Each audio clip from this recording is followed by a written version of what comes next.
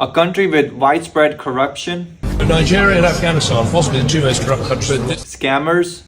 When you hear Nigeria, what comes to their mind? Scammers, fraudsters, corruption, crime. And at a time when the highest number of Africans in the US were Nigerians, the ex-US president had to say, why are we having all these people from whole countries come here? do they deserve this bad reputation? In terms of corruption, Nigeria has a reputation, as you understand very well, very massive corruption. In this video, we're about to find out the truth. Hi guys, welcome back to Rash Online. I've been very busy lately. That's why you guys haven't been seeing me online. But yo, I told you I'm gonna bring you something, and here we go. Don't tell me Nigeria is the reason why Trump called Africa the shithole.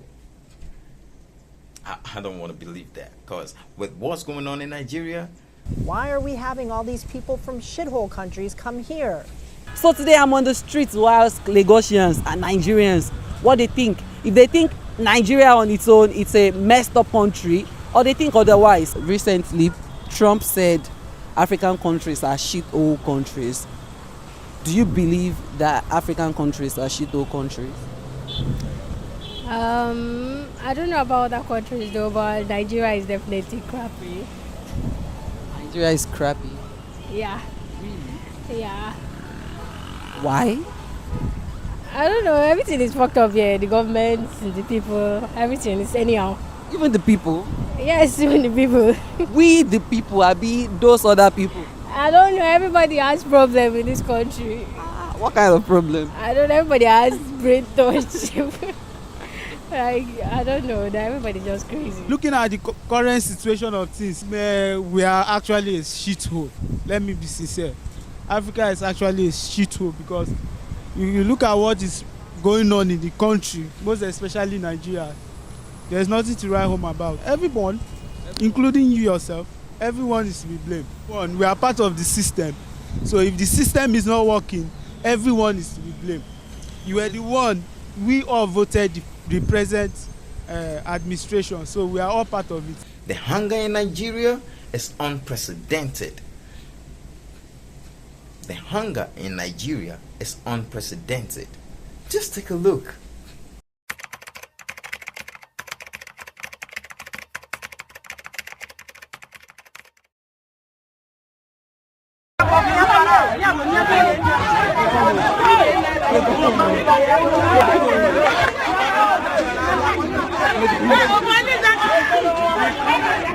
Leave that chicken!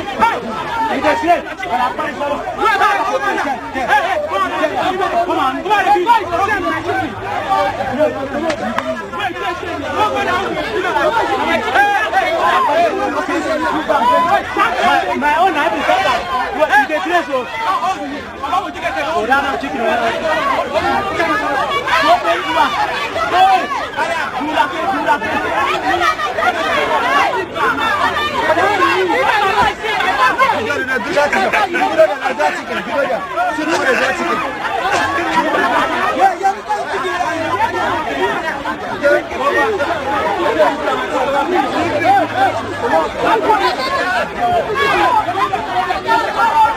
Sir, I don't follow. The market women are suffering. Everybody is suffering. Hunger is in the land. Too much of hunger is in the land. We cannot longer go to the market and buy what we want. A tin of this is now 1,700, 1,008. A bowl of garri, which is the food for a common man, is no longer accessible for the poor man. Gone are the days. It is poor people that drink garri. We suck garri. We don't have anything to eat. We eat pepper. No, garri is a no-go area. And as we celebrate today, June 12, so to say, we are celebrating poverty in the midst of plenty. As for me, there is nothing to celebrate. Thank you. To show that those who are ruling us, they cannot continue to impoverish us while they live in affluence. Nigerian leaders, as of today, they were getting richer and richer on a daily basis, whereas the working people are getting poorer and poorer on a daily basis. Several households are broken because of hardship in the land. We can no longer buy garri In the past, if your mother is cooking and you are complaining of hunger, the mother will give you groundnut or 2 cubes of sugar.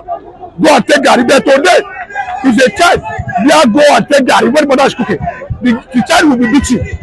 It is to show you the level of poverty and hunger in the land. Tinubu is a beneficiary of mass action in land. He was part of Nadeco. Why is he now threatening fire and brimstone? Because people are saying they want an end to hunger, they want an end to poverty, they want an end to security of life and property. That's what they're saying. On 29th of May last year, this government withdrew fuel subsidy. They also devalued the naira and increased electricity tariff. It is a combination of all of these policies that has put us in the condition we are in today, whereby average Nigerians are unable to eat even 1 square meal a day. Many workers are trekking to work and back, but their salaries can no more sustain them for a month. Students are not employed, are even in the worst conditions. They are in a situation of complete destitution and famine, and that is why we think that despite the intimidation against us, Nigerians have to come out to protest against their rights. The only choice left before us as poor working class Nigerians today is either to stay in our rooms and die of hunger, or we come out to the street to confront the bullet of the police and the army in order to fight for our rights. There is no other choice, and that is why we are here today. All we need is reversal of all of the anti-poor policies, starting from the fuel price hike, the valuation of the naira, the increase in tariff, and the failure to pay minimum wage. We support the NSA and TUC in their demand for an adequate minimum wage for Nigerian workers. We also demand that other categories of oppressed Nigerians must be given adequate social security in order to ensure that people are able to withstand the current economic crisis.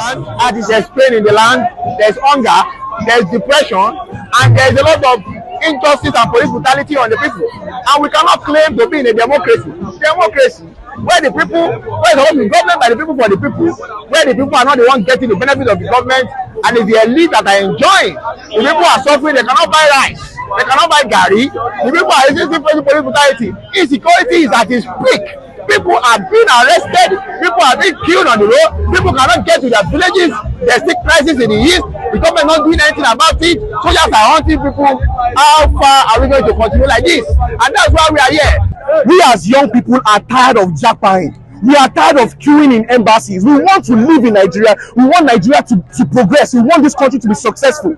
But we can see by the indication of the spending of the Senate, the spending of the person who calls himself president, the spending of the people who call themselves governors.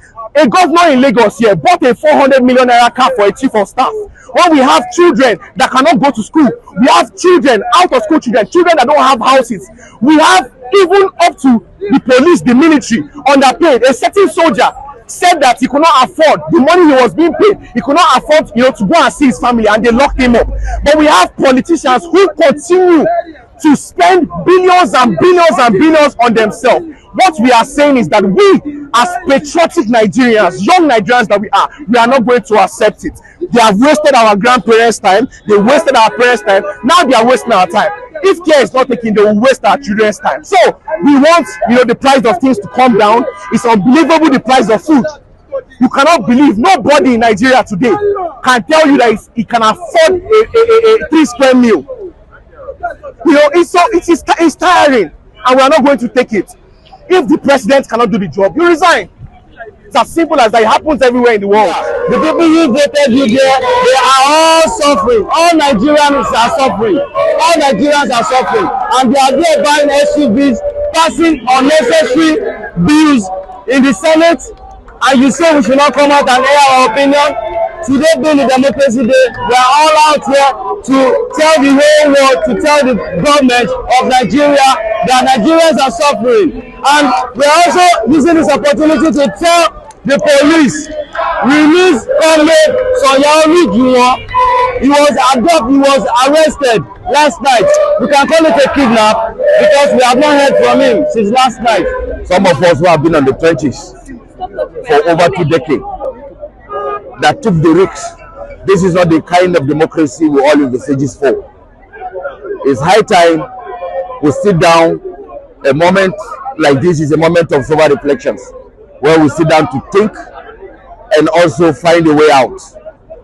This is not what we expected. We felt what we did in the last 2 decades. At today, Nigeria would have been at the peak as one of the best countries in the world, not only in Africa. Today is symbolic because it's a day that we will remember that some of our colleagues died in the course of their belief and struggle. Today is symbolic because today is one day that we could remember that there was an election that was held free and fairest, most transparent election ever in the country of this country, but was annulled by military. So it becomes very symbolic, and that's why we are all here. To one, sit down to reflect and remind our colleagues, and also begin to channel a new cause for the country, for the betterment of the people. Struggling to make ends meet, hundreds of Nigerians took to the streets of Ibadan to denounce the country's rising cost of living, which many blamed on the government's failed economic policies. Do you want to kill us? Are you the first person to govern? We can't go to school. We can't pay our transport fares. We are hungry. We are angry. Look at us now. There is nothing. We are starving. Tinubu should please do something. This is not his promise. He promised to do better. Look at us now. Over the past year, the Nigerian naira lost 230% of its value, while national inflation reached a record 30% last month.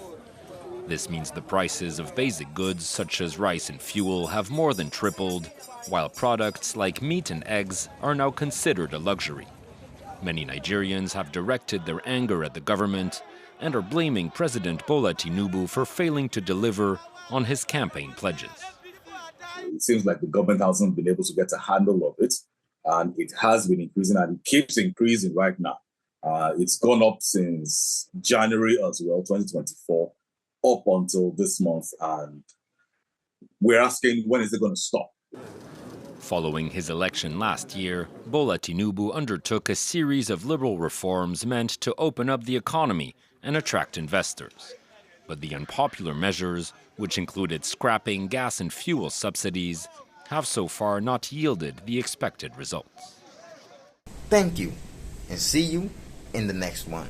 Like I said, subscribe to the channel, hit the notification button, like, and please do well to share. Let me know what you think in the comment section as well with regards to this topic or this content. Until next time, peace out, One Africa.